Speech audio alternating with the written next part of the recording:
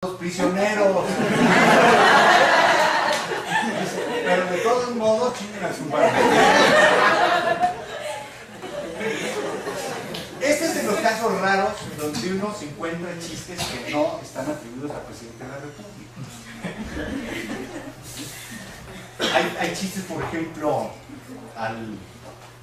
hay unas anécdotas muy interesantes sobre el alcalde de Lagos. Lagos es un pueblo en Jalisco, que resulta que casi todas esas anécdotas llegaron de Alemania en el siglo XVIII más o menos, y que se fueron adaptando y alguien se las atribuyó al alcalde de Lagos. Luego hay algún alcalde de Guaymas que decía que decidió que iba a sembrar todos los camellones, los iba a sembrar con ajo para mejorar la circulación. Pero son chistes muy aislados, son chistes sueltos, ¿no? Repito, uno se los está encontrando por ahí. Si ustedes presionan a los gobernadores por supuesto van a decir que nadie les hace chistes. El gobernador de Chihuahua, ¿se acuerdan que le dieron un balazo en la cabeza a Patricio Martínez? Fue hace... ¿cuántos gobernadores? ¿Tú que hiciste que sí? ¿Cuántos son? ¿Hace cuántos? ¿Dos, no? ¿Dos? Ahora ya va a ser senador. Bueno, pero son los reciclajes del PRI. Bueno, de eso no se trató, ¿no? Y resulta que a Patricio Martínez le dan un balazo en la cabeza y sobrevive.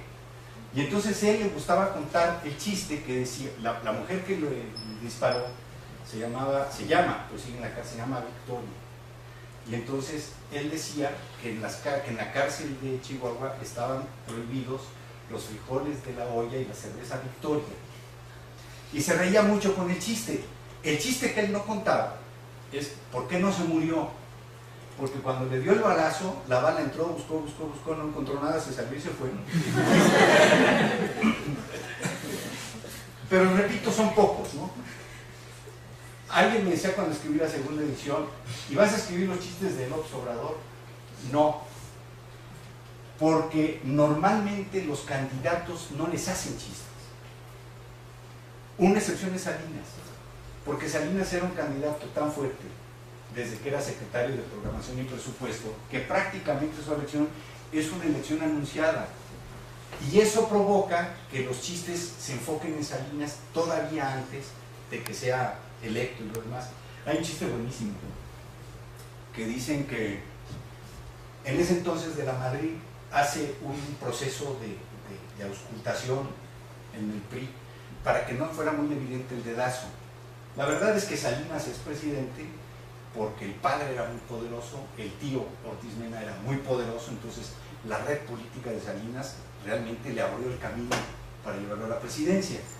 Pero como era muy evidente, entonces de la Madrid hace una convocatoria y nombran a 6 políticos que iban a ser los candidatos. Pero esa pasarela resultó mal, por lo evidente de Salinas. Entonces el chiste dice que hicieron una segunda pasarela para arreglar los errores de la primera, ¿no? Entonces en la segunda pasarela le dicen a Manuel Bartlett, que era secretario de Gobernación, le dicen, licenciado Bartlett, díganos por favor una palabra con hiperactivo. Dice, ven, qué agilidad mental de este candidato, es una maravilla, vean nada más. Y le toca a Salinas, licenciado Salinas, díganos una palabra con hiperinflación. Qué control de las variables económicas tiene este candidato, vean, es de lujo. Y le toca a Ramón Aguirre, que era contador, y era el jefe del departamento del DF, y le dice, contador Aguirre, díganos por favor una palabra con hiper. Farmacia. Es como que farmacia. Farmacia y perfumería. También chiste raro porque es un chiste que se refiere más al candidato y le pega mucho menos a Salinas, le pega mucho más a Ramón Aguirre, etc. Pero lo genérico es que los chistes nos enseñen esa imagen del presidente. ¿Qué hay en las constantes? Los chistes se refieren casi siempre a la corrupción. Es muy difícil que nos enseñen chistes sin corrupción. Hay un chiste aquí de Maximino Ávila Camacho. Maximino Ávila Camacho era el hermano de Manuel Ávila Camacho. Y Maximino estaba muy enojado porque él decía que su hermano era un imbécil y que tenía que ser presidente era él. Y nunca se aguantó la idea de que él no hubiera sido presidente. Claro, había sido gobernador de Puebla, y cuando el hermano lo nombran presidente, Maximino se nombra él a sí mismo secretario de Comunicaciones. Y entonces cuenta que en una ocasión mandó llamar a uno de sus ayudantes y le dice: me he enterado que se compró usted una casa. Pues sí, general, fíjese que con mucho trabajo me compré una casita. ¿Y cuánto le costó?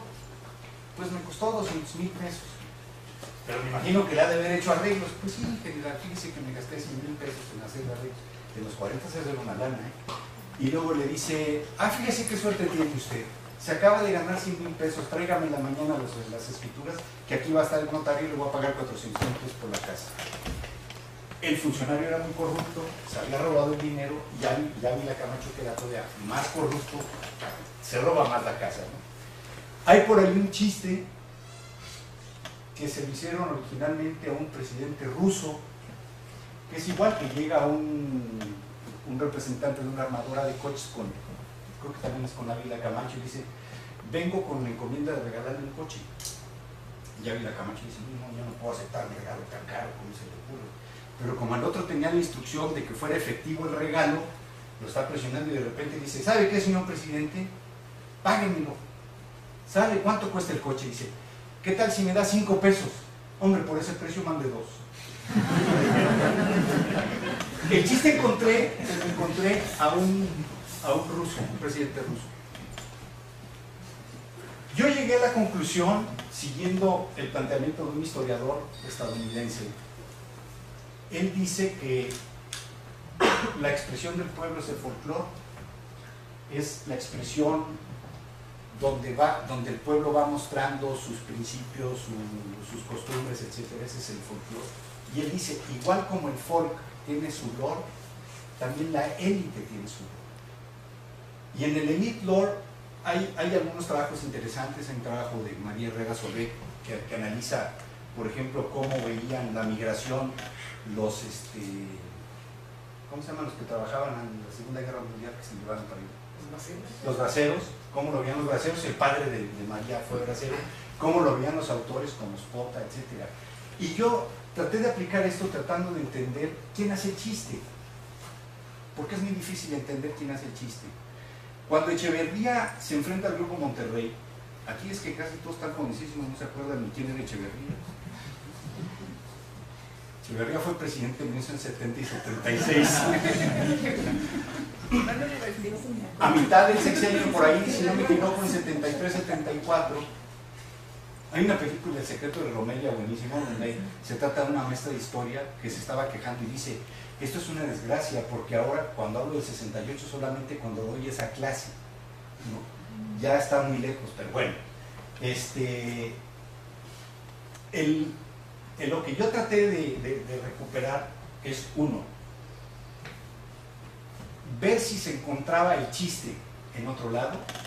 Ya se los platicó un poco lo del banquero y lo demás. Ver y pensar que quien puede rescatar el chiste es la élite, porque la élite es la que va a las escuelas, es la que viaja, es la que se comunica, es la que tiene la capacidad de tener esa memoria histórica. Los medios de comunicación son importantísimos.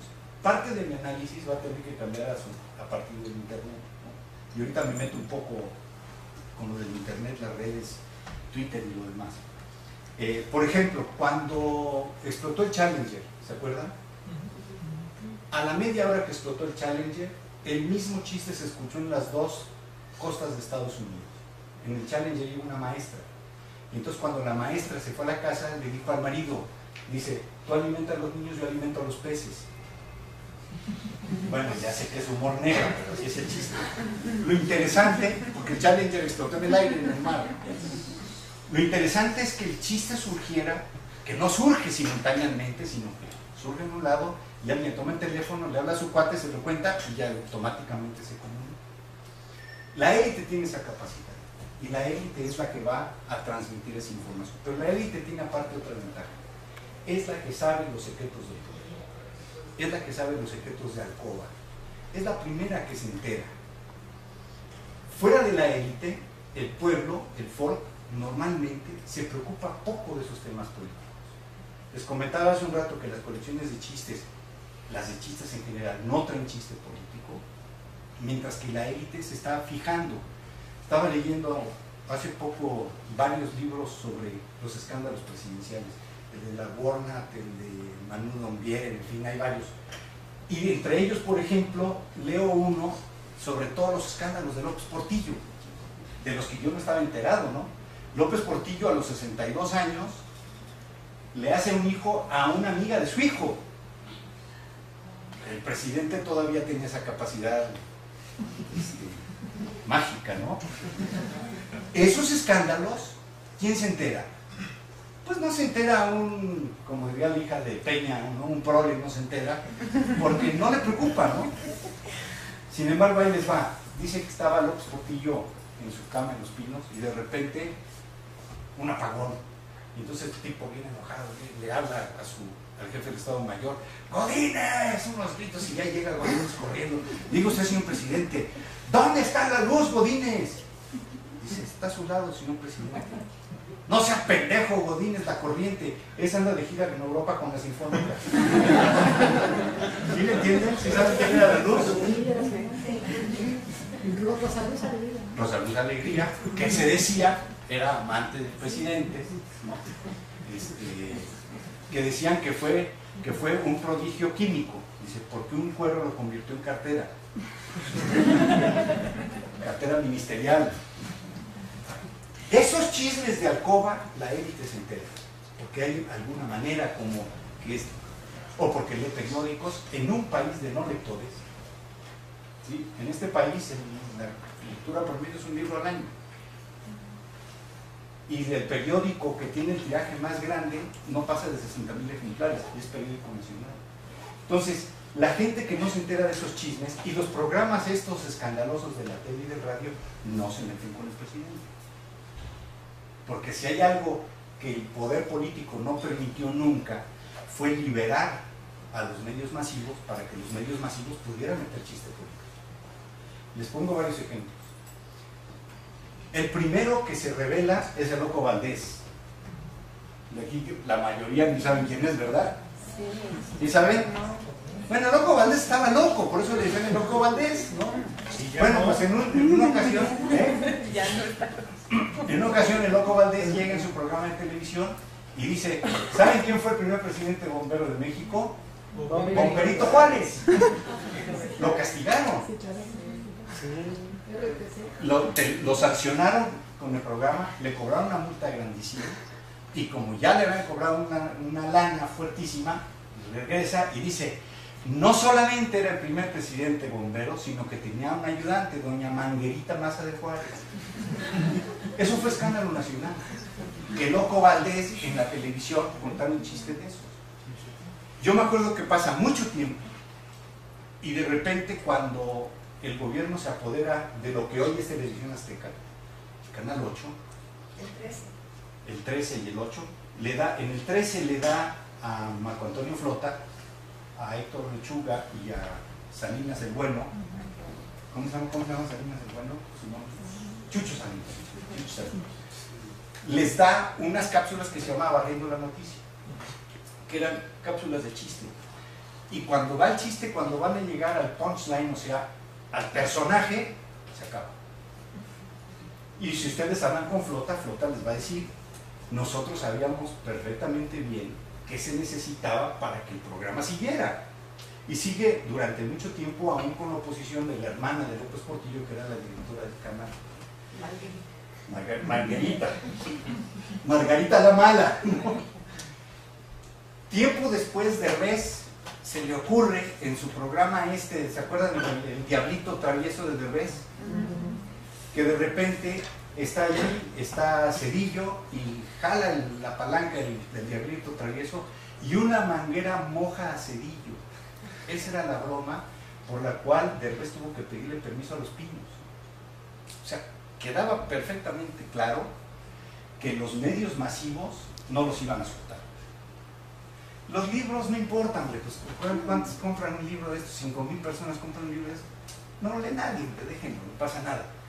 Pero los medios masivos ahí sí no se van. Y ahí sí, todo el poder del control y de la censura es fuertísimo. Entonces ya hablamos de las élites, ya hablamos de todo eso. Una nota sobre los límites de mi trabajo. Y aquí está el límite, ¿no? Esta es la página de Messenger de Fox. ¿Se alcanzan a ver bien? Sí. Bueno, ya ahorita con Twitter ya nadie tiene páginas de Messenger, ¿verdad? Ya esto ya es historia. A ver, dice Chente Fox, ¿y yo por qué? ¿Se acuerdan de la frase famosa del ¿y yo por qué? Cuando Salinas, el malo, el peor, porque ya son muchos Salinas malos, manda a tomar las instalaciones del Canal 40 y un reportero le dice a Fox, oiga, señor presidente, ¿pero usted qué opina de...? Y Fox le dice, ¿y yo por qué? Señor presidente, ¿qué tiene que ver con que haya una fuerza paramilitar tomando instalaciones de televisión? Entonces dice, tiene 5 millones de correos nuevos de mexicanos y mexicanas que quieren que se largue a chingar a su madre. ¿Saben por qué vino el Papa en época de Fox? Porque vino a ver cómo en 5 años había 80 millones de arrepentidos.